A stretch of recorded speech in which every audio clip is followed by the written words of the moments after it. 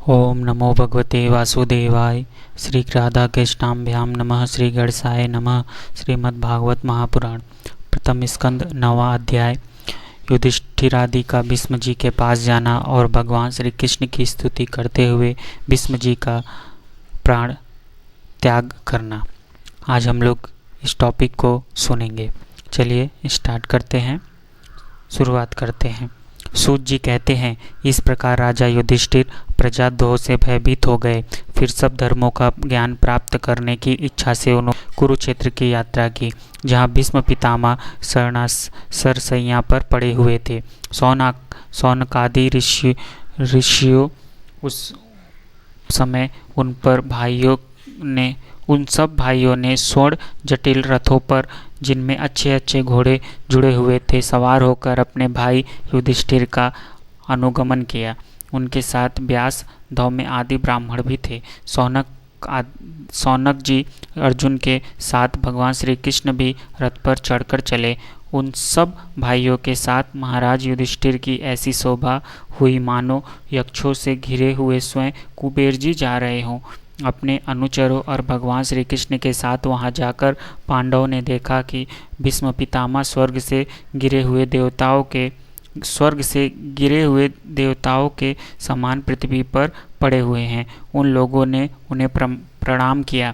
सौनक जी उसी समय भरतवंशियों के गौरव रूप भीष्म पितामह को देखने के लिए सभी महर्षि, देवर्षि और राजर्षि वहां आए। पर्वत, नारद, धौम्य, भगवान व्यास, बृहद भरद्वाज शिष्यों के साथ परशुराम जी, वशिष्ठ, इंद्र प्रमद, चित्त, गृस्तमद, असित, कछिवान, गौतम, अति, विश्वामित्र, सुदर्शन तथा और भी सुखदेव आदि शुद्ध हृदय महात्मागण और शिष्यों के सहित कश्यप, अंगिरा पुत्र बृहस्पति आदि मुनिगण भी वहां पधारे। भीष्म पितामह धर्म को और देश काल के विभागों को वहां किस समय क्या करना चाहिए, इस बात को जानने थे। उन्होंने उन बड़भागी ऋषियों को सम्मिलित हुआ देखकर उनका यथा योग्य सत्कार किया। वे भगवान श्री कृष्ण का प्रभाव भी जानते थे, अतः उन्होंने अपनी लीला से मनुष्य का वेश धारण करके वहां बैठे हुए तथा जगदीश्वर के रूप में हृदय में विराजमान भगवान श्री कृष्ण की बाहर तथा भीतर दोनों जगह पूजा की। पांडव बड़े विनय और प्रेम के साथ भीष्म पितामह के पास बैठ गए। उन्हें देखकर भीष्म पितामह की आंखें प्रेम के आंसुओं से भर गई। उन्होंने उनसे कहा, धर्मपुत्रों, हाय हाय, यह बड़े कष्ट और अन्याय की बात है कि तुम लोगों को ब्राह्मण धर्म और भगवान के आश्रित रहने पर भी इतने कष्ट के साथ जीना पड़ा, जिनके तुम कदापि योग्य नहीं थे। अथिरथि पांडु की मृत्यु के समय तुम्हारी अवस्था बहुत छोटी थी। उन दिनों तुम लोगों के लिए कुंती रानी को और साथ साथ तुम्हें भी बार बार बहुत से कष्ट झेलने पड़े। जिस प्रकार बादल वायु के वश में रहते हैं, वैसे ही लोकपालों के सहित सारा संसार काल भगवान के अधीन है। मैं समझता हूँ कि तुम लोगों के जीवन में जो अप्रिय घटनाएं घटित हुई है, वे सब उन्हीं की लीला है। नहीं तो जहाँ साक्षात धर्मपुत्र राजा युधिष्ठिर हो, गदाधारी भीमसेन और धनुर्धरी अर्जुन रक्षा का काम कर रहे हो, गांडीव धनुष हो और स्वयं श्री कृष्ण सुहृद हो, भला वहाँ भी विपत्ति की संभावना है। ये काल रूप श्री कृष्ण कब क्या करना चाहते हैं, इस बात को कभी कोई नहीं जानता। बड़े बड़े ज्ञानी भी इसे जानने की इच्छा करके मोहित हो जाते हैं। युधिष्ठिर, संसार की ये सब घटनाएं ईश्वर के अधीन है। उसी का अनुसरण करके तुम इस अनाथ प्रजा का पालन करो, क्योंकि अब तुम ही उसके स्वामी और इसे पालन करने में समर्थ हो। हे श्री कृष्ण साक्षात भगवान है। ये सबके आदि कारण और परम पुरुष नारायण है। आपकी माया से लोगों को मोहित करते हुए ये यदुवंशियों में छिपकर लीला कर रहे हैं। इनका प्रभाव अत्यंत गूढ़ एवं रहस्यमय है। युधिष्ठिर, उसे भगवान शंकर, देवर्षि नारद और स्वयं भगवान कपिल ही जानते हैं, जिन्हें तुम अपना ममेरा भाई, प्रिय मित्र और सबसे बड़ा हित मानते हो तथा जिन्हें तुमने प्रेमवश अपना मंत्री, दूत और सारथी तक बनाने में संकोच नहीं किया है, वे स्वयं परमात्मा है। इन सर्वात्मा, समदर्शी, अद्वितीय अहंकार रहित और निष्पाप परमात्मा में उन उच्च नीच कार्यों के कारण कभी किसी प्रकार की विषमता नहीं होती। युधिष्ठिर, इस प्रकार सर्वत्र सम होने पर भी देखो तो सही वे अपने अनन्य प्रेमी भक्तों पर कितनी कृपा करते हैं। यही कारण है कि ऐसे समय में जबकि मैं अपने प्राणों का त्याग करने जा रहा हूँ, इन भगवान श्री कृष्ण ने मुझे साक्षात दर्शन दिया है। भगवत परायण योगी पुरुष भक्ति भाव से इनमें अपना मन लगाकर और वाणी से इनके नाम का कीर्तन करते हुए शरीर का त्याग करते हैं और कामनाओं से तथा कर्म के बंधन से छूट जाते हैं। वे ही देव भगवान अपने प्रसन्न रस हास्य और रक्त कमल के समान अरुण नेत्रों से उल्लसित मुख वाले चतुर्भुज रूप से जिसका और लोगों को केवल ध्यान में दर्शन होता है, तब तक यही स्थित रहकर प्रतीक्षा करे जब तक मैं इस शरीर का त्याग न कर दूं। सूत जी कहते हैं, युधिष्ठिर ने उनकी यह बात सुनकर सरसैया पर सोए हुए भीष्म पितामह से बहुत से ऋषियों के सामने ही नाना प्रकार के धर्मों के संबंधों में अनेकों रहस्य पूछे। तब तत्ववेत्ता भीष्म पितामह ने वर्ण और आश्रम के अनुसार पुरुष के स्वभाव की धर्म और वैराग्य तथा राग के कारण विभिन्न रूप से बतलाए हुए निवृत्ति और प्रवृत्ति रूप द्विविध धर्म, दान धर्म, राजधर्म, मोक्ष धर्म, स्त्री धर्म और भगवत धर्म, इन सबका अलग अलग संक्षेप और विस्तार से वर्णन किया। शौनक जी इनके साथ ही धर्म, अर्थ, काम और मोक्ष, इन चारों पुरुषार्थों का तथा इनकी प्राप्ति के साधनों का अनेकों उपाख्यान और इतिहास सुनाते हुए विभागशः वर्णन किया।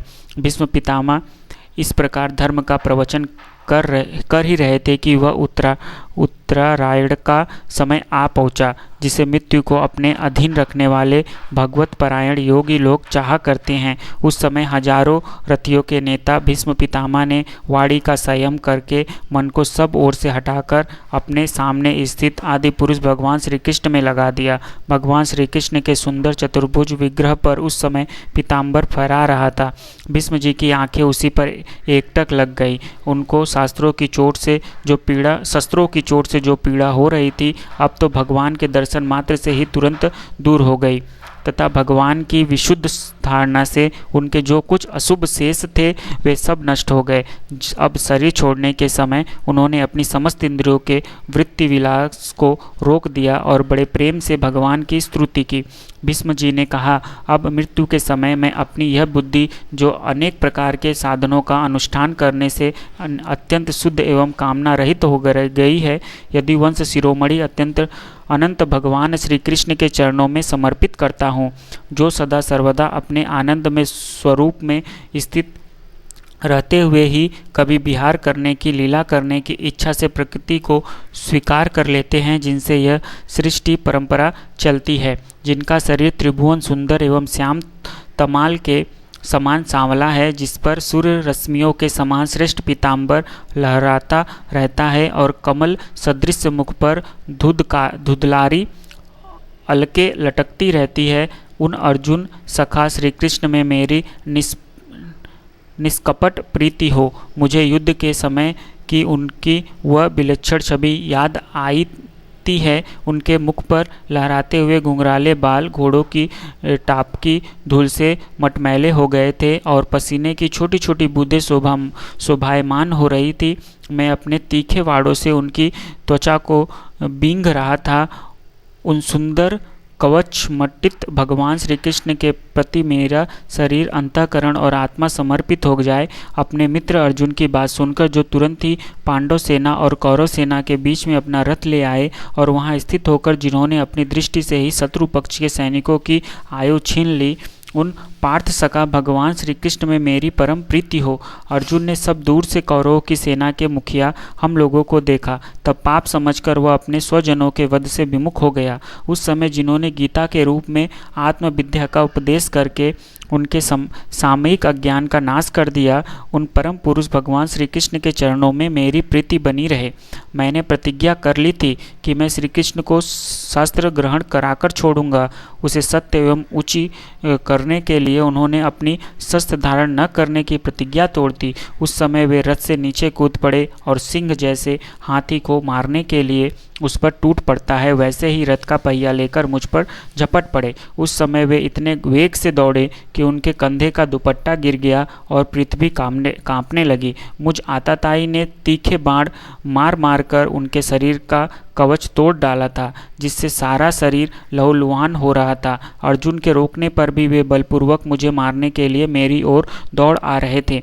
वे ही भगवान श्री कृष्ण जो ऐसा करते हुए भी मेरे प्रति अनुग्रह और भक्तवत्सलता से परिपूर्ण थे, मेरी एकमात्र गति हो, आश्रय हो।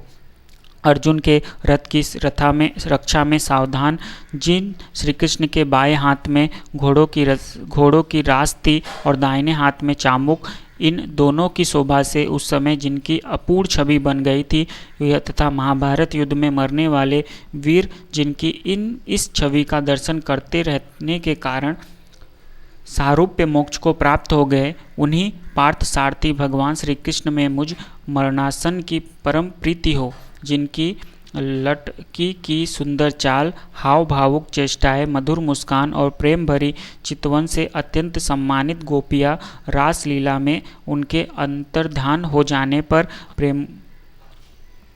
प्रेमोन्माद से मतवाली होकर जिनकी लीलाओं का अनुकरण करते तन्मय हो गई थी, उन्हीं भगवान श्री कृष्ण में मेरा परम प्रेम हो। जिस समय युधिष्ठिर का राजसूय यज्ञ हो रहा था, मुनियों और बड़े बड़े राजाओं से भरी हुई सभा में सबसे पहले सबकी ओर से इन्हीं सबके दर्शनीय भगवान श्री कृष्ण मेरी आंखों के सामने पूजा हुई थी। वे ही सबके आत्मा प्रभु आज इस मृत्यु के समय मेरे सामने खड़े हैं। जैसे एक ही सूर्य अनेक आँखों से अनेक रूपों में दिखते हैं, वैसे ही अजन्मा भगवान श्री कृष्ण अपने ही द्वारा रचित अनेक शरीरधारियों के हृदय में अनेक रूप से जान पड़ते हैं। वास्तव में तो वे एक और सबके हृदय में विराजमान है ही। उन्हीं इन भगवान श्री कृष्ण को मैं भेद भ्रम से रहित होकर प्राप्त हो गया हूँ। सूत जी कहते हैं, इस प्रकार भीष्म पितामह ने मन, वाणी और दृष्टि की वृत्तांतियों से आत्मस्वरूप भगवान श्री कृष्ण में अपने आप को लीन कर दिया। उनके प्राण वही विलीन हो गए और वे शांत हो गए। उन्हें अनंत ब्रह्म में लीन जानकर सब लोग वैसे ही चुप हो गए, जैसे दिन के बीत जाने पर पक्षियों का कलरव शांत हो जाता है। उस समय देवता और मनुष्य नगाड़े बजाने लगे। साधु स्वभाव के राजा उनकी प्रशंसा करने लगे और आकाश से पुष्पों की वर्षा होने लगी। शौनक जी युधिष्ठिर ने उनके मृत शरीर की अंत्येष्टि क्रिया कराई और उस कुछ समय के लिए वे शोकमग्न हो गए। उस समय मुनियों ने बड़े आनंद से भगवान श्री कृष्ण की उनके रहस्यमय नाम से लेकर स्तुति की। इसके पश्चात अपने हृदय को श्री कृष्ण में बनाकर वे अपने अपने आश्रमों को लौट गए। तदंतर भगवान श्री कृष्ण के साथ युधिष्ठिर हस्तिनापुर चले आए और उन्होंने वहां अपने चाचा धृतराष्ट्र और तपस्विनी गांधारी को ढढ़सा बधाया। फिर धृतराष्ट्र की आज्ञा और भगवान श्री कृष्ण की अनुमति से समर्थ राजा युधिष्ठिर अपने वंश परंपरागत साम्राज्य का धर्मपूर्वक शासन करने लगे। प्रेम से बोलो राधे राधे, जय श्री कृष्ण। आज हम लोग 9वां अध्याय यहाँ पे ख़त्म होता है। इसके बाद हम लोग 10वां अध्याय श्री कृष्ण का द्वारका गमन को सुनेंगे। राधे राधे, जय श्री कृष्ण।